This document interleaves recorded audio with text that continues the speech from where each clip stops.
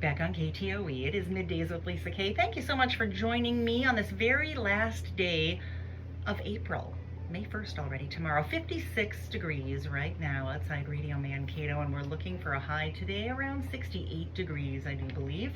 I've been so excited about my guests for the 10 o'clock hour for you. I've been telling everybody in the building and even on the other radio stations that I'm on, you got to tune in for this particular interview because it's going to be a really good one.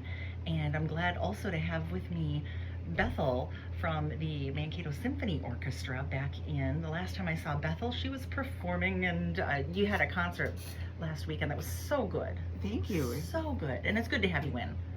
I know you've been excited about this for quite some time. Yes, it's always my pleasure to talk to you, Lisa, so thanks for having us. All right, so let's talk about the special guest. When the guest brings a guest, it's always a good time. And we've got somebody that's internationally renowned here in studio with us, and there's an instrument involved. Yeah. So there's many parts to this story because I knew about our special guest. His name is Amit Peled. I'll just say he's a fantastic cellist, an Israeli-American cellist who is with the Mankato Symphony Orchestra for our season finale concert, which is coming up this Sunday at 4 o'clock.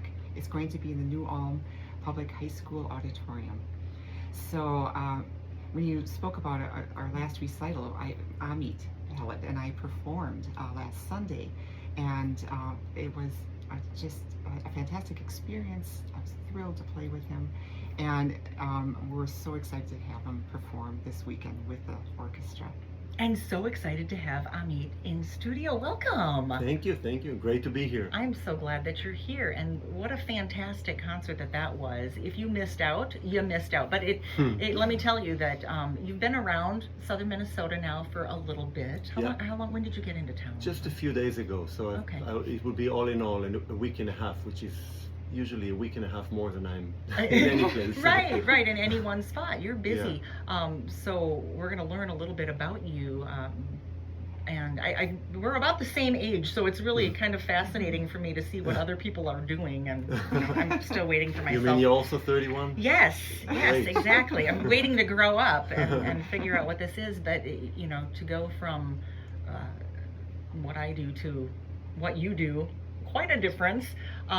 Tell me a little bit about your story, and he's sitting here holding this beautiful cello that we're going to hear from. When did you start playing the cello? Well, I started playing when I was 10 years old, which is kind of late in our profession because music is like a language. So when you start speaking that late, you have an accent, like my English accent, which is Israeli.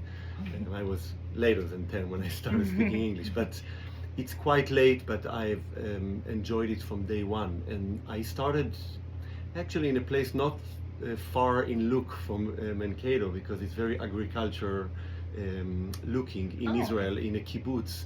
So when I drive around here, I look at similar kind of scenery. Yeah. Okay. So it brings me back to my childhood, which is really fun. We don't have the sea or anything like that. So That's true. But I grew up in a kibbutz. It's a social community. We were only 6 kids in the class, walking barefoot. It's like a farm. And in 4th grade, we all had to pick an instrument. It's part of education, which is great, I think. And I picked up the cello because of a girl who played cello who was 4 years older than me, is 4 years older than me still. And I just didn't know how to get close to her. In that age, you don't talk to kids that are 4 years older. That's huge. So I figured if I play whatever she plays, she will marry me. Oh, well, yeah, obviously. And how'd that work out? Never talked to her. But I did fall in love with the cello at the same time and right away. And now we're good friends, and we make fun of it, that she was a reason for me to start the cello. But this is really true. And my parents were very supportive from first day of playing the cello. And as you know, I'm sure, because you used to play as well, no? Well, not as well. But parents have a major part in the development of a child's, what starts as a hobby and becomes a profession. So my parents, although not musicians, have been with me, 24/7, growing up as a musician, and I'm very thankful for them. and feeling blessed that I had them as parents. Now as a teacher, I know how important it is to have the parents in the back. When you were that young, I remember my mom said to me, all of my children will learn how to read sheet music. That was her thing. She wanted to, and she did not play any instruments, but she wanted us to learn to read sheet music. So, you know, my sister chose violin. I said, I'm not going to do orchestra because my sister's there. I got to do something else. So I did band. My brother did band as well. But the practice time as a 10, 11, 12-year-old that you have to put in order to be where you are now. Did you ever have a time when you were like, oh, I'm not going to practice? So much. So the first 4 years of it, until I was 14, it was really, I didn't understand what I'm doing. I didn't even understand what notes I'm playing. I guess it was just talent. And I remember my parents both sitting with me trying to figure out the keys that we're playing, you know, the clefs that we're using, because on cello you use 3 of them. So every time I advanced to the next clef, we had to figure out what does it mean. And I remember like actual physical pain, like playing. I just played, I was interested in it and I did it for fun. But luckily after 4 years in the local tiny music school, there was a flute teacher who came from the big city, from Tel Aviv. It's like Minneapolis, I would say even from New York, coming here once a week. And he took my parents aside and said, look, your kid is too talented for this school. We have to take him out of here. Wow. And I owe a lot to him. And he taught me chamber music. And he talked to a really good teacher in Tel Aviv and set an audition for me. And I remember coming to the audition, the teacher asked me, what do you want to play? And I just played a C major scale. That's what. And the teachers, I guess, saw something and said, I will teach you, but you have to practice 3-4 hours a day, which was for us like, well, that's what I did in a month maybe, you know. So he set up a regiment of practice. He would write down in a notebook by the minute what I need to do. And in order to do that, by that time I was also really good in basketball. I had to wake up at 5 a.m. Okay. Practice before school, then go to school, do homework, go to basketball training, go back, practice again. It was really hard, but then I really started to catch up, and I really fell in love with it, and it was like a race train. I loved it, and it was very fast. But to your question, the first year were kind of, now looking back and seeing some of my brilliant students at Johns Hopkins who had practice teacher in Asia mainly. They have not just a teacher once a week, they have somebody who practice with them every day.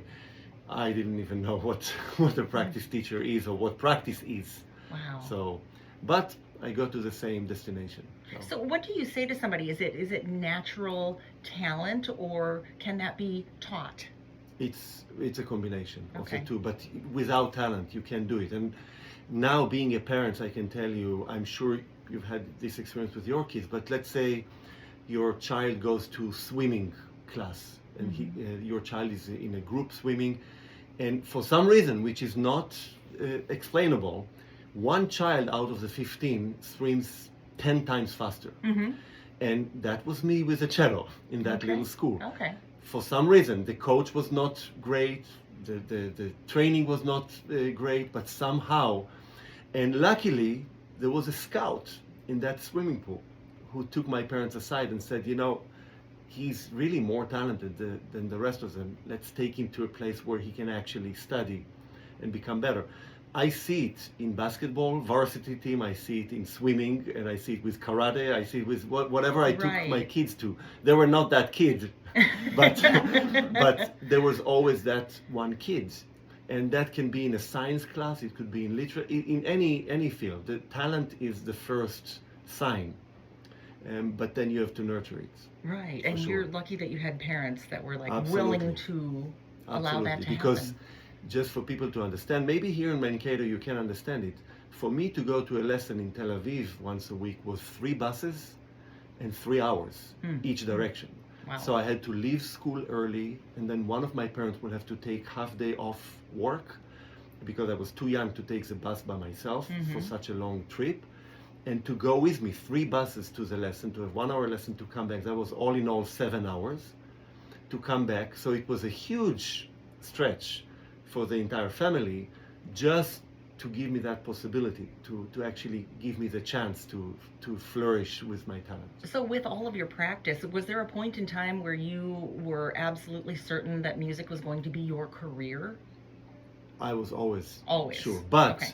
when I was 16, both my basketball coach and my cello teacher told me, you Fighting better- for time. No, we right? better make a decision because you can't go on with the two. Were you as good at basketball? Actually, I was really good and I liked Okay. it much more. Okay. I liked it much more, but I was not tall enough. Now I'm 6'5", but so I remember sitting in my room and making a decision. Like, okay, I will stick to the cello because I'm not tall enough.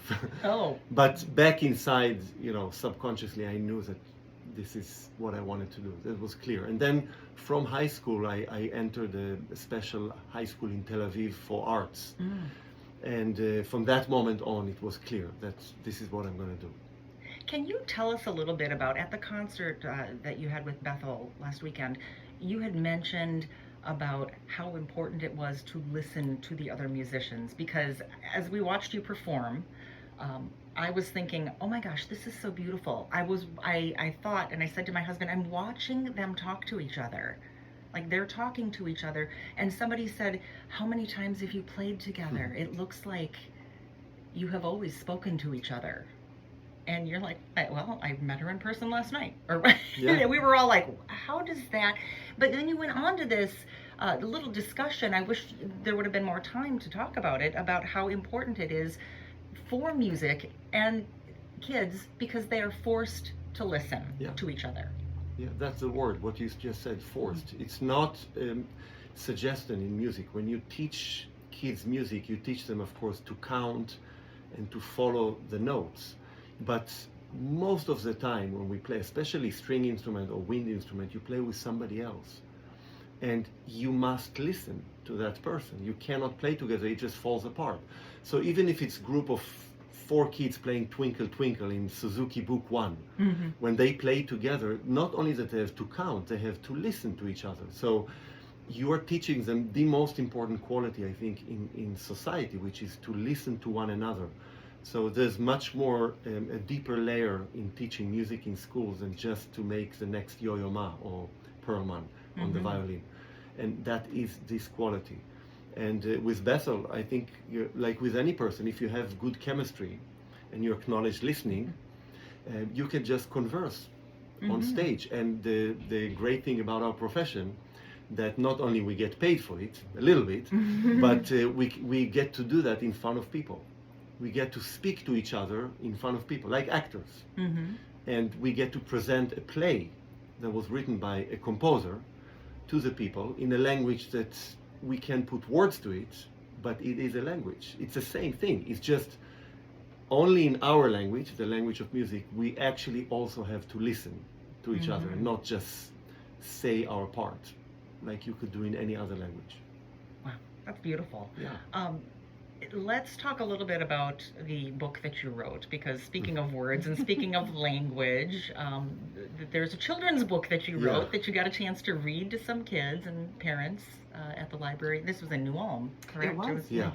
So this was my first engagement through this, I call it artistic residency. Sure. And I like to do that, so I'm very thankful that Bethel was open to it and to expand my visit to not just the concert with the orchestra, but I like to engage with the community in many ways possible during my stay. And the first one was with kids and their parents in the library and reading my book. The book, the name of the book is A Cello Named Pablo. And this refers to the cello that I used to play from 2012 to 2018, which was owned by Pablo Casals. Pablo Casals used to be the most famous cellist of all time, the Michael Jordan of cellists.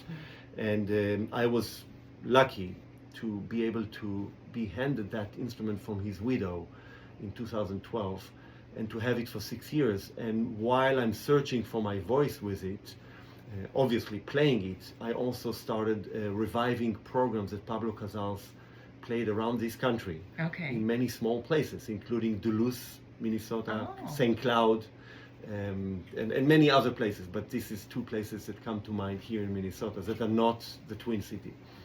And he would stop in all those small towns and play. So a typical tour of Pablo Casals in the early 20th century would be 3 months, and it would start in New York, and he would take the train and stop on every stop on the way to San Francisco. And it will take 3 months of touring. And during that time, what I learned, not only the pieces he played, but also the way he treated audience as equal human beings and talking to each member of the audience in every concert. So that experience really taught me reviving those programs exactly 100 years later. For instance, in Duluth, Minnesota, I played the same program he played in 1918. I played it, so it was March 1918, and we played the same program March 2018 on the same cello. Wow. Exactly the same pieces. We have a recording of it. And yeah, it was an amazing experience to realize, what he played in those days. It was just entertainment. He would play actually the concertos that I'm playing with the orchestra this week, the Dvorak concerto, he played with piano. Okay. It was common to play those pieces in recitals. So I started doing that, and you see the reaction of audience. They love it because it's very intimate, but yet you hear this big concerto, and the pianist had to play the tutti of the whole orchestra. He played, so he constructed his concerts like a good meal in a restaurant. There would be an aperitif, like a short piece to warm you up. Like in his case, it used to be a Baroque sonata, like Handel's sonata. Okay. Then there would come the steak. In this case was the Dvorak concerto, the big chunk of the program. And second half would be all desserts, all showpieces, small pieces. Okay. And I started not only reviving those pieces, but actually playing recitals in that manner. And the reaction of the audience is completely different because you go out of the meal really satisfied. Right. Like when you eat 3 steaks. I mean, they might be really good, but it's very heavy. Yeah, rolling out. So not only for my recitals with piano, but also in my, because I also when I conduct orchestral concerts in my hometown in Baltimore. And the concerts are shorter, and they have one big piece and then smaller pieces to warm you up or to satisfy you after the steak. And it's a great lesson because I think we performers have ruined the relationship with audience and made classical music kind of heavy and boring in a way. So I mean, that's another lesson I learned from Pablo Casals. But back to the book, The Cello Named Pablo, I wanted to share this excitement of the cello also with little kids. And the best way to do it was because they lose concentration. If I sit and play for them for even 45 minutes, they start wondering, was to share with them the story of how I got the cello and how I got to become a cellist. But to do it for children is not as easy, actually. So we came up with this story that the story is told by the cello. And the nickname of the cello is Pablo, like Pablo Casals. And the cello is talking to the kids and telling them the story of the cello, which started 300 years ago in 1733. And I'm just one of the drivers of that instrument at some point in time. And I get to play the cello, even though I liked basketball and a little girl in a small kibbutz. I got to play the cello, and now I'm playing it in front of the kids. And the end of the story, the punchline is that you never know who will be the next to dream of playing cello and maybe touch me and play me and discover the world. And just to show the kids that, believe in your dreams, like I have in my own, and maybe you'll be the next driver of this cello. So it allows me to connect to young kids, and it's amazing to see their reaction. Many of them think Pablo, the cello, can actually talk, and they ask question at the end. They ask question, Pablo, and it's really fun to see that, and also to share it with parents that can connect to kids with bedtime stories through this book. So author as well. Now, Amit, we're going to take a quick break and be back, and you're holding not Pablo, the cello, but a different cello that we want to learn a little bit about, and then learn a little bit about the pieces. You're going to be explaining and playing for us some of the pieces that you're going to be performing with Mankato Symphony Orchestra. So thank you so much for the stories, and my pleasure. Hang out with us. A quick break from here at KTOE. It's Middays with Lisa Kaye. We'll be right back. Back on KTOE, it's Middays with Lisa Kaye, 1040. Thank you for hanging out with us and our experience today with Mankato Symphony Orchestra, bringing Amit Peled to southern Minnesota, and Amit is joining us now. Amit, before the break, we were talking about the cello that you had from Pablo Casals. This is not the one that you have here today with us, so we should probably talk about the one that you're holding in your hands right now. Yeah, so I was fortunate, as I said before, to have that cello from Pablo Casals, a Goffriller cello that was made in 1733 for 6 years. 2012 to 2018, it was an amazing time of journey with the cello, but also with myself, finding myself through an instrument. It's like you get the shoes of Michael Jordan, and everybody expects you to jump like him, but you can't. So you learn how to jump like yourself with his shoes, and you realize, wow, the shoes are also special, and I can jump the way I want to jump, and it's pretty high. Right. So that's what happened to me with the cello, and when I gave it back before the pandemic, I was ready to move on, and through generosity of other foundations, played on other old instruments. But then 2.5 years ago, I met a lady in Kalamazoo, Michigan, who is a professional cellist, who had this cello that was made by Carl Becker, who's considered to be the American Stradivarius. And I used this cello for a masterclass that I gave in Kalamazoo. And I just tuned the cello, and I looked at her and I said, Kathy, I'm going to buy it from you. And she started laughing, but then it took a little bit of seduction for a while. And finally, she agreed to sell it, and now my kids owe 2 mortgages to the house and to this cello. But this is the first one that you have owned. Yes, it's the first one, and I love it. It has very powerful sound, and it's in what we call mint condition. And but how old is it? Like, it's from 1931. Okay. So it's not as old, but old enough. but in mint condition. In What, mint what does that condition. mean? That means that there are no big cracks on it that were fixed and deteriorate the value of it, but also the strength of it. So the cello was made here in America. The Becker family lives still in Chicago, and Carl Becker Sr., who made this cello, used to go to Wisconsin in the summer to fish and to make instruments. Oh. And so this is between fishing. He made this cello with American wood, and in fact, a little Minnesota story, his granddaughter, Jennifer Becker, lives in Minneapolis and is a world-renowned violin maker, and she's coming tomorrow to see me, well, I should say to see the cello, and me also, and she's bringing a little box of varnish to see if her little baby cello needs some fixing around. So she'll do a little shining up, show it a Yes, little love. Exactly, and I'll play it for her a little bit, and we'll tweak around with it and have fun. And I'm really interested in some stories of her grandfather, and so some background of how the cello was made. But yeah, this is my instrument now, and I'm really happy about having it. The Casals cello was like the most expensive suit, but it didn't fit me. I'm big and the suit was small. Okay. Beautiful suit, but it doesn't fit me. This one fits me perfectly. And you knew right when you held it. Right when I tuned it. So Okay. to tune a cello means to just playing the open strings. And when I tuned it before teaching with it, I knew this is my cello. Well, let's hear a little bit from your cello. Talk a little bit about what you're going to be playing when you play with Mankato Symphony Orchestra on the 4th. May the 4th. Yeah. That's coming up, May the 4th.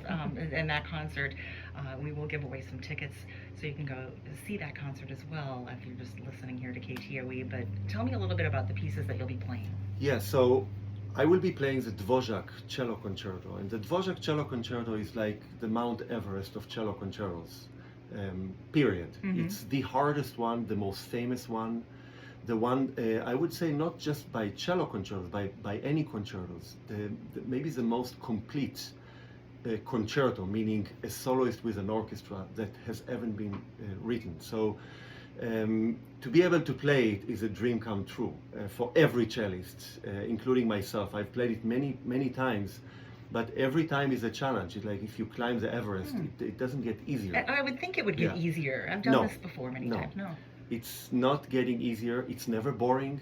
And what's mainly is not easy is the story behind it.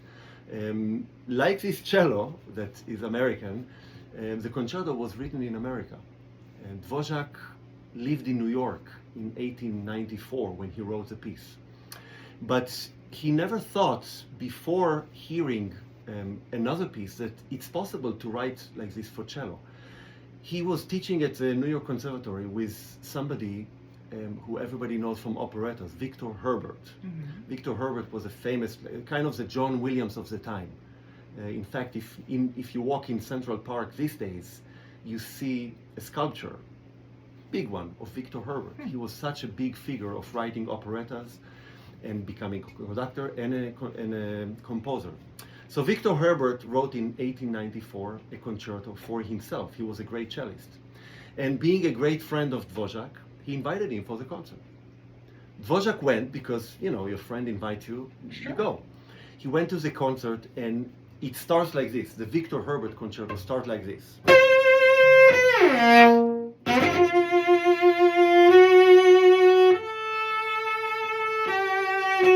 Like you say, I am the biggest one and I'm in New York, in Columbus Circle, and this is the center of the world. And it gets even louder and bigger in the first movement. And Dvořák was blown away. He was just blown away that the cello can play, again, so loud and so proud to start a piece and not to sneak into and to say sorry that I'm a soloist. And then came the second movement of this piece, which Victor Herbert wrote for his wife, who was one of the prima donnas of the Metropolitan Opera. She was a singer. And it's the most beautiful, I think, touching slow movement. It starts like this.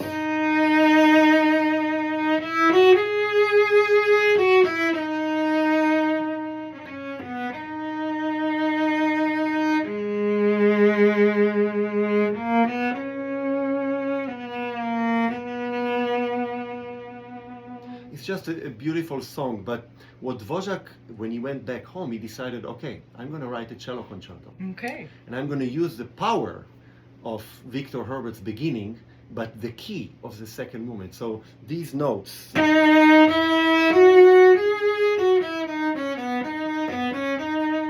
becomes the beginning, heroic starting of the Dvořák concerto. So the famous beginning of Dvořák is...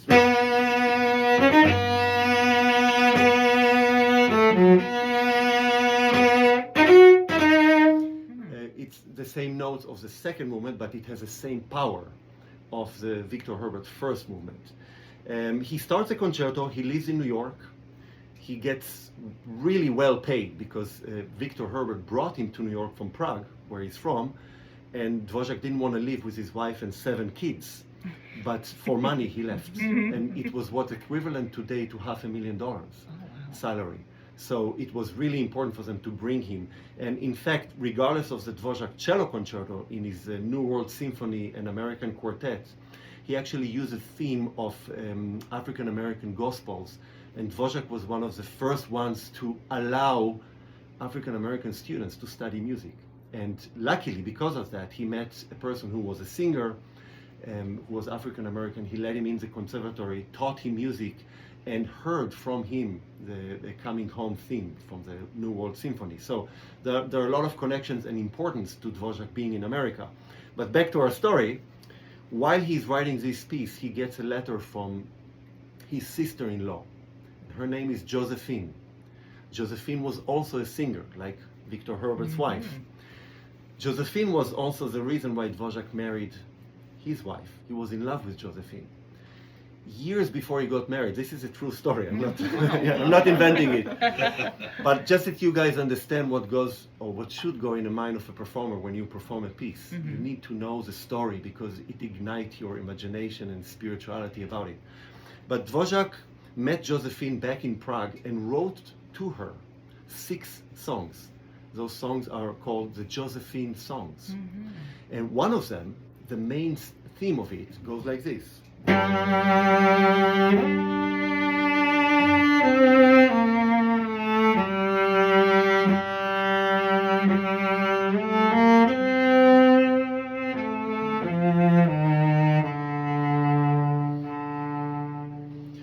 And he gets a letter from her. And it says in the letter that she's very sick. Now, Dvořák wanted to marry her, but for the time and for the rules of the time, he asked her father if he can marry Josephine, and he said, no, you want to marry the family, you marry the older sister. And Dvořák did. Okay. He married the old sister, and they had 7 kids, as I said. They moved to America. When he gets this letter, he says, okay, screw this. I'm going back to visit her, and I'm going to tell her that I love her.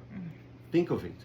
So while he's writing the second movement, he decides, okay, after this heroic beginning and what I heard from Victor Herbert, I'm going to dedicate this to the main theme of the songs I wrote to Josephine years ago. So the main theme of the second movement is this.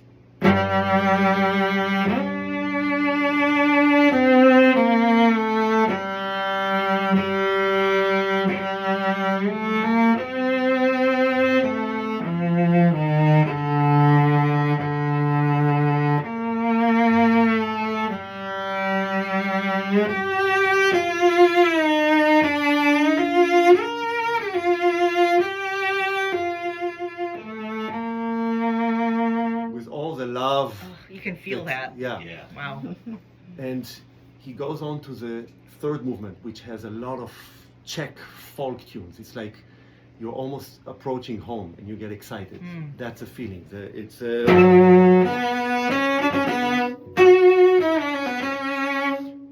another folk tune.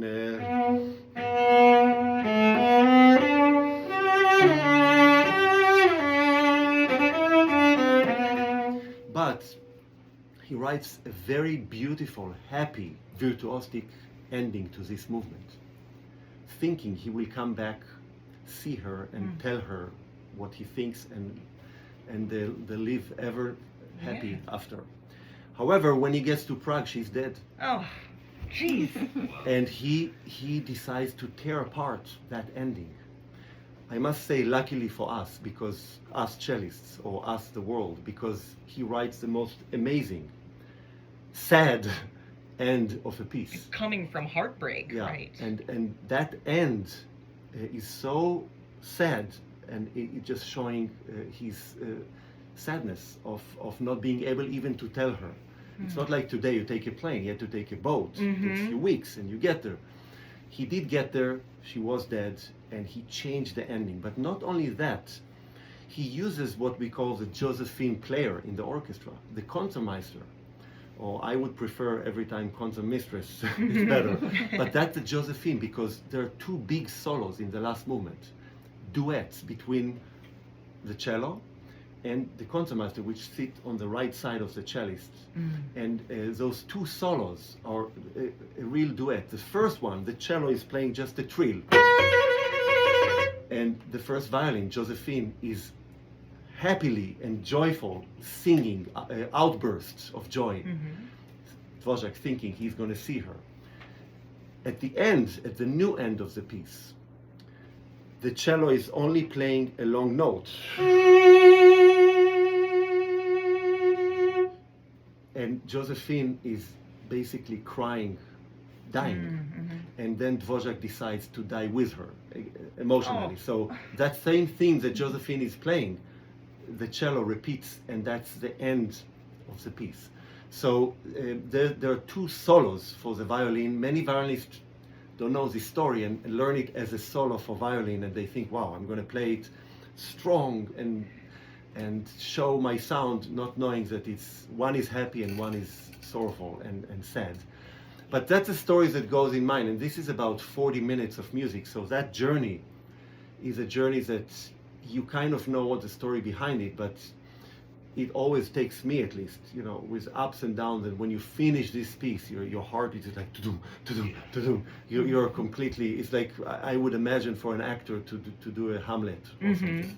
Right. So it's really amazing, and I hope people can come and enjoy it with us. I always think experience with us. Right. I think it's so interesting to know the story before you go in, because you can listen for it, and you can. And I think that's one of the things I've learned from you at Bethel and all the people that you've brought to speak, is that once you understand the why of it being written, you can feel that emotion and you know what's going on. You see the pictures of the story in your head.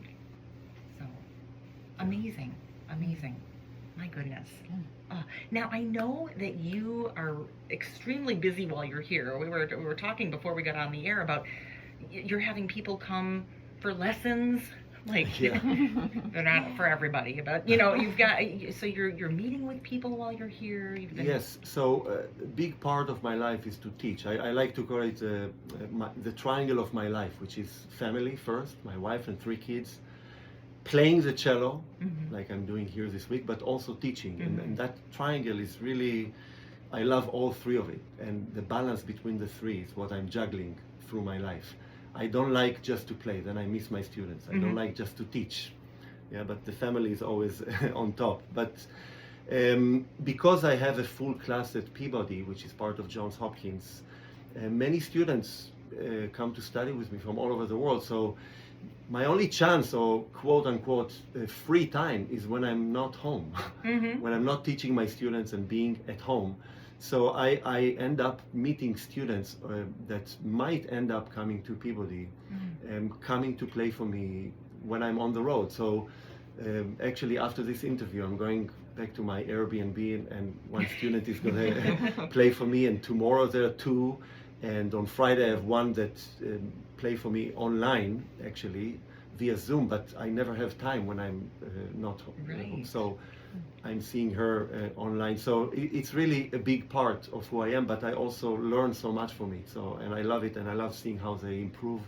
So I know that it's also a way of making money, but I don't do it for that. I love it. I love all 3 of those. So it's like I'm blessed to have a hobby that pays. It's almost like when you do something you love, you don't work a day in your life. I'm sure it's work. I've watched you play. It's amazing. Let's talk a little bit about how we get to see the symphony orchestra, and we get to see Amit coming up on the 4th, Bethel. Yes, sure, yes. Here are the details. The concert's, as you said, May 4th, Sunday at 3 p.m. If you come an hour early, at 2 p.m., NPR host Valerie Kaler, who's also a cellist in our orchestra, is going to interview Ernesto Estigarribia, our conductor, for a pre-concert chat and learn more about the music. Tickets are going fast, so if you want to come, go online to get the best seats, mankatosymphony.org, or you can call our box office. I've got the phone number that I'm going to be putting on KTOE.com. And then, or just show up. But try to come early so that you can skip the lines and purchase your ticket at the door for the concert. And it's at New Ulm High School auditorium. So it's going to be a beautiful day, beautiful drive from Mankato or from wherever you're coming to New Ulm.